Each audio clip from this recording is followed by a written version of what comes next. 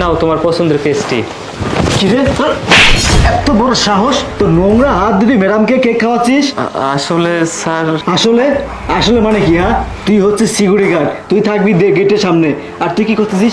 তোর নোংরা হাত দিয়ে তুই ম্যাডামকে কেক খাওয়াচ্ছিস? হ্যাঁ, তোর হাতের কেক খায় তাহলে ম্যাডামে অসুস্থ হয়ে যাবে না? আশিক, কি হচ্ছেটা কি? আমি এখানে আছি, তোমার এত বড় সাহস, তুমি ওকে মারতেছো? হ্যাঁ, ও তো সামান্য একটা কেকই খাওয়াচ্ছে আমাকে, অন্য কিছু তো করতেছে না। ম্যাডাম আপনি চুপ থাকুন, কাহিনীটা বুঝতে পারতেছি অন্য কিছু হবে। কি ব্যাপার, এখানে তো হয়েছে হচ্ছে কেন? আর বলবেন না ম্যাডাম, আমি এসে দেখি এই জায়গাতে সিকিউরিটি গার্ড তার নোংরা হাত দিয়ে ম্যাডামকে কেক খাওয়াচ্ছে। সি, আমার তো এগুলো ভাবতে লজ্জা লাগতেছে। কি বলতেছেন? সিকিউরিটি গার্ডের এত বড় সাহস, এই নোংরা হাতে ম্যাডামকে কেক খাওয়াচ্ছে? দাঁড়ান দেখতেছি। আরে খাওয়া, বেশি করে খাওয়া ম্যাডামরা, খাওয়া। হিমানি, কি হচ্ছে কি এসব? হ্যাঁ, আপনারা দুজন ভুলে যাবেন না, আপনারা দুজন এই অফিসের এমপ্লয়ি আর আমি হচ্ছে এই অফিসের ম্যানেজার। আপনারা আমার সামনে এগুলো কি করতেছেন?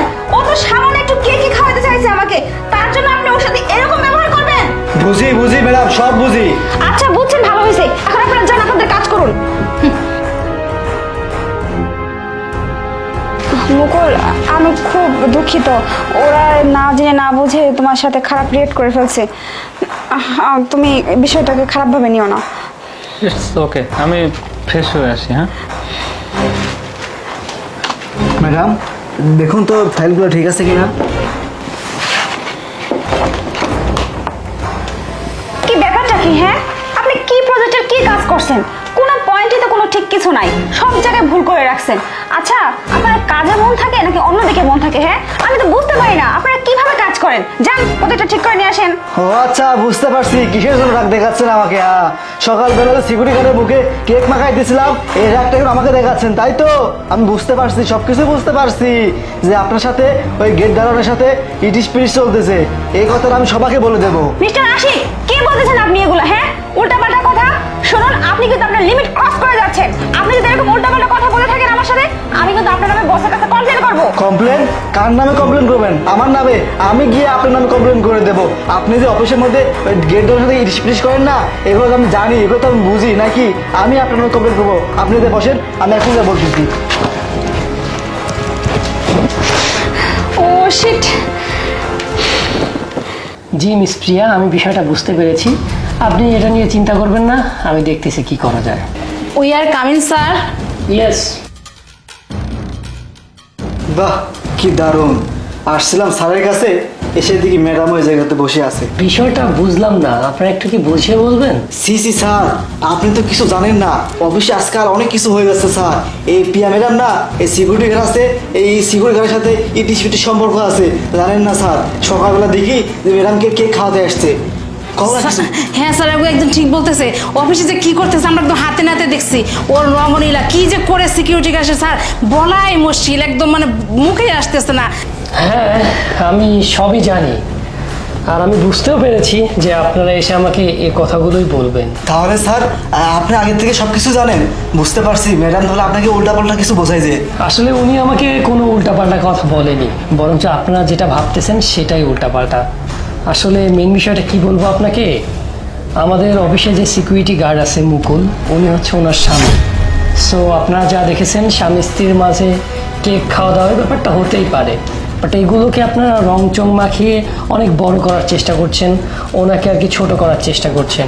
এটা আসলেই আপনারা ঠিক করতেছেন না, কারণ ওরা স্বামী স্ত্রী, ওদের মধ্যে এই ধরনের সম্পর্ক থাকতেই পারে। কি বলতেছেন স্যার? সিকিউরিটি ওনার হাজবেন্ড? এটা সম্ভব? তো সিকিউরিটি গার্ড এই ম্যাডামের হাজবেন্ড? স্যার মেনে নিলাম সিকিউরিটি গার্ড ওনার হাজবেন্ড, কিন্তু উনি আপনার কাছে আসছে একা কেন আসছে? সিকিউরিটি গার্ড কেন আসে নাই? হ্যাঁ, আপনারা এটা অবশ্য ঠিকই বলছেন, কিন্তু আপনাদের কথার মধ্যে আমি একটা অন্য ধরনের গন্ধ পাচ্ছি, কিন্তু সেটা সত্যি হবে না। ওনার হাজব্যান্ডও আসছে, ঠিক আছে? ওনার হাজব্যান্ড বাইরে ফোনে একটু কথা বলতেছে। মুকুল, একটু এদিকে আসুন তো। হ্যাঁ স্যার, বলুন। বুঝলাম স্যার, ওরা হাজব্যান্ড ওয়াইফ, 2 বছর ধরে চাকরি করতেছে, কিন্তু এতদিনে কেন বলে নাই? সে বিষয়টা আমার থেকে মিস প্রিয়াই ভালো বলতে পারবে। মিস প্রিয়া, আপনিই বলুন।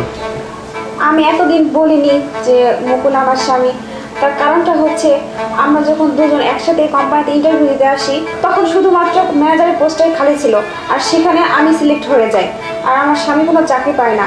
তো ওই কোম্পানিতে শুধুমাত্র আরেকটা পোস্ট খালি ছিল, সেটা হচ্ছে সিকিউরিটি গার্ডে। তখন আমরা সবেমাত্র নতুন বিয়ে করেছি, আমাদের চাকরিটা খুব দরকার ছিল।